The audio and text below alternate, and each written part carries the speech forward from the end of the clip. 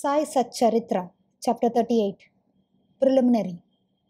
O blessed Sadguru Sai, we bow to you, who have given happiness to the whole world, accomplished the welfare of the devotees, and have removed the affliction of those who have resorted to your feet. Being very liberal and being the protector and savior of the bhaktas who surrender themselves to you, you incarnate yourself in this world to oblige the people and do them good. The liquid essence of pure self was poured into the mold of Brahma, and out of this has come out the crest jewel of the saints, Sai. This Sai is Atmarama himself. He is the abode of perfect divine bliss. Having himself attained all objects of life, he made his devotees desireless and free. Baba's Handi. Different sadhanas or means of accomplishments are prescribed in our scriptures for different ages. Tapa or penance is recommended for Krita age, Jnana or knowledge for Treta age, Yajna or sacrifice for Dwapara age, and Dana or charity for Kali or present age. Of all the charities, giving food is the best one. We are much perturbed when we get no food at noon. Other beings feel similarly under similar circumstances. Knowing this, he who gives food to the poor and hungry is the best donor or charitable person.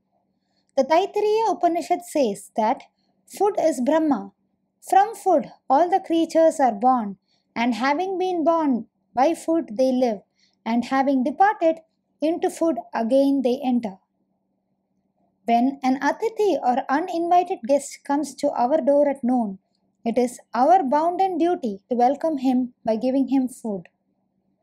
Other kinds of charities, namely giving away wealth, property and clothes, etc., require some discrimination. But in the matter of food, no such consideration is necessary. Let anybody come to our door at noon, he should be served forthwith. And if lame, crippled, blind and diseased paupers come, they should be fed first, and the able-bodied persons and our relations afterwards. The merit of feeding the former is much greater than that of feeding the latter. Other kinds of charities are imperfect without this annadana or giving of food, as stars are without the moon, a necklace without its central medal, a crown without pinnacle, a tank without a lotus, bhajan without love, singing without a sweet voice, or buttermilk without salt. Just as varan or pulse soup excels all other dishes, annadana is the best of all merits. Now let us see how Baba prepared food and distributed it. It has been stated before that Baba required very little food for himself, and what little he wanted was obtained by begging from a few houses. But when he took it into his mind to distribute food to all, he made all preparations from beginning to end, himself. He depended on nobody and troubled none in this matter. First, he went to the bazaar and bought all the things, corn, flour, spices, etc., for cash. He did also the grinding. In the open courtyard of the masjid, he arranged a big hearth and after lighting a fire underneath, kept a handi over it with a proper measure of water. There were two kinds of handi, one small and the other big. The former provided food for 50 persons, the latter for 100. Sometimes he cooked meete chawal or sweet rice, and at other times pulav with meat. At times in the boiling varan or soup, he let in small balls of thick or flat breads of wheat flour. He pounded the spices on a stone slab and put the thin pulverized spices into the cooking pot. He took all the pains to make the dishes very palatable. He prepared ambil by boiling jawari flour in water and mixing it with buttermilk. With the food, he distributed this ambil to all alike. To see whether the food was properly cooked or not, Baba rolled up the sleeve of his kafni and put his bare arm in the boiling cauldron without the least fear, and churned or moved the whole mass from side to side and up and down. There was no mark of burn on his arm, nor fear on his face.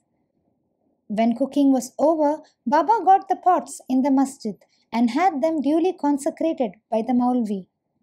First, he sent part of the food as prasad to Mahalaspati and Tatya Patil, and then he served the remaining contents with his own hand to all the poor and helpless people, to their hearts' content.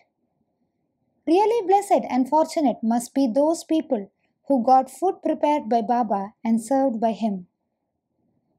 Somebody may raise a doubt here and ask, did Baba distribute vegetable and animal food as prasad alike to all his devotees? The answer is plain and simple. Those who were accustomed to take animal food were given food from the handi as prasad, and those who were not so accustomed were not allowed to touch it. He never created in them any wish or desire to indulge in this food. There is a principle well established that when a guru himself gives anything as prasad, the disciple who thinks and doubts whether it is acceptable or otherwise goes to perdition. In order to see how any disciple has imbibed this principle, Baba at times proposed tests.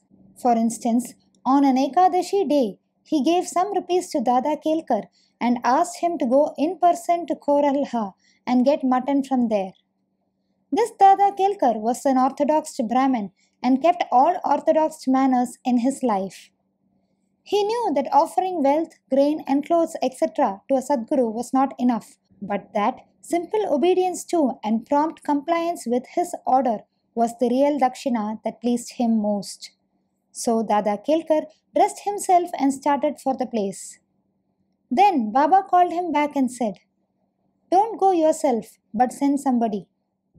Then Dada sent servant Pandu for the purpose. Seeing him starting, Baba asked Dada to call him back and cancel the program. On another occasion, Baba asked Dada just to see how the saltish pulava or mutton dish was done. The latter said casually and formally that it was all right. Then Baba said to him, "Neither you have seen it with your eyes nor tasted it with your tongue. Then how could you say that it was good? Just take out that lid and see." Saying this, Baba caught his arm and thrust it into the pot and added, "Draw out your arm and taking a ladle, put some quantity in the dish, without caring for your orthodoxy and without blustering." When a wave of real love arises in a mother's mind, she pinches her child with her hand, and when it begins to cry and shout, she hugs it close to her bosom. Similarly, Baba, in a true motherly way, pinched Dada Kelkar in this fashion. Really, no saint or guru will ever force his orthodox disciple to eat forbidden food and defile himself thereby. The handi business went on for some time till 1910 and was stopped thereafter. As stated before, Das Ganu spread the fame of Baba by his kirtans far and wide in Bombay Presidency, and people from that part of the country began to flock to Shirdi, which became in a few days a place of pilgrimage. The devotees brought with them various articles for presentation and offered various dishes of food as Naivedya. The quantity of Naivedya offered by them was so much that the fakirs and paupers could feed themselves to their heart's content, leaving some surplus behind. Before stating how Naivedya was distributed, we shall refer to Nana Sahib Chandorkar's story showing Baba's regard and respect for local shrines and deities. Nana Sahib's disrespect of a shrine. By drawing inferences or guessing in their own way, some people said that Sai was a Brahmin and some said that he was a Muslim.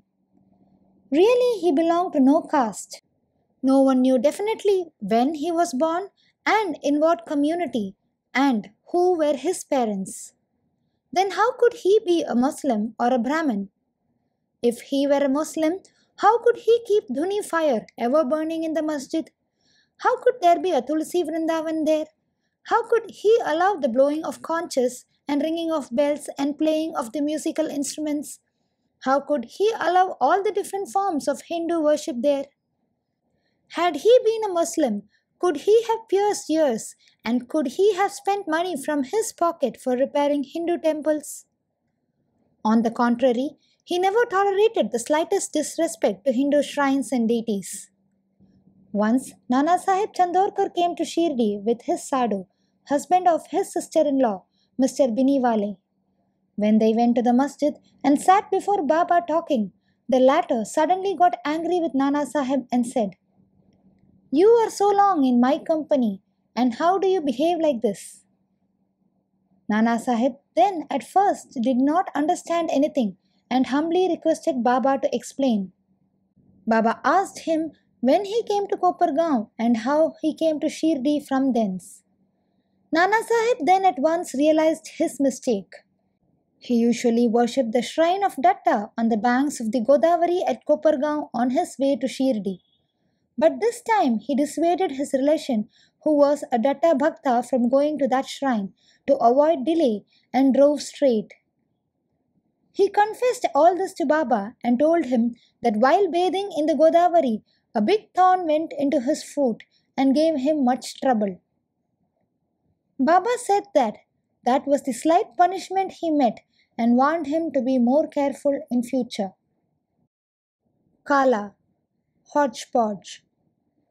To revert to the distribution of the Naivedya, after the Arati was over and after Baba sent away all the people with Udi and blessings, he went inside and sat with his back to the nimbar for meals, with 2 rows of bhaktas, one on each side. The bhaktas who brought Naivedya thrust inside their dishes containing a variety of food such as puris, mande, polis, basundi, sansa, fine rice, etc., and kept waiting outside for prasad consecrated by Baba. All the foods were mixed in a hodgepodge and placed before Baba. He offered it all to God and consecrated it. Then portions of the same were given to the persons waiting outside, and the rest was served to the inner party with Baba at the center. The bhaktas sitting in 2 rows then dined to their heart's content. Baba asked Shama and Nana Sahib Nimonkar daily to serve the consecrated food to all the persons sitting inside and look to their individual needs and comforts. This they did very carefully and willingly. Every morsel of the food thus partaken gave them nutrition and satisfaction. Such sweet, lovely and consecrated food it was, very auspicious and very holy. Cup of buttermilk. Once Hemat Pant had eaten his full in this company when Baba offered him a cup of buttermilk. Its white appearance pleased him, but he was afraid that there was no space inside for it. He, however, took a sip which proved very tasty. Seeing this faltering attitude, Baba said, "Drink it all. You won't get any such opportunity hereafter." He drank it off then, but found that Baba's words were prophetic, for Baba passed away soon. Now, readers, we have certainly to thank Hemat Pant. He drank the cup of buttermilk, but has supplied us with sufficient quantity of nectar in the form of Baba's Leelas.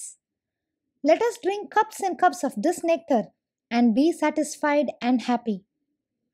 Bow to Sri Sai. Peace be to all. Please join me in sharing the life and teachings of Sai Baba to many more people by sharing this video and adding your valuable comments below. Om Sai Ram.